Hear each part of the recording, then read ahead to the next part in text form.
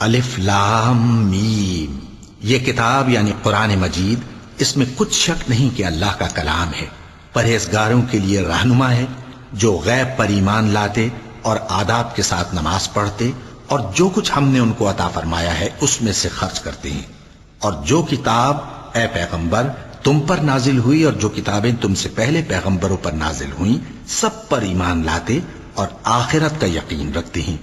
یہی لوگ اپنے پروردگار کی طرف سے آئی ہوئی ہدایت پر ہیں اور یہی لوگ کامیاب ہیں۔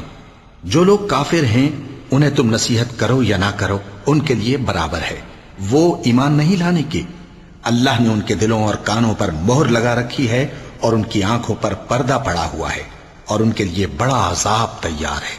اور بعض لوگ ایسے ہیں جو کہتے ہیں کہ ہم اللہ پر اور روز آخر پر ایمان رکھتے ہیں، حالانکہ وہ ایمان نہیں رکھتے۔ یہ اپنے خیال میں اللہ کو اور مومن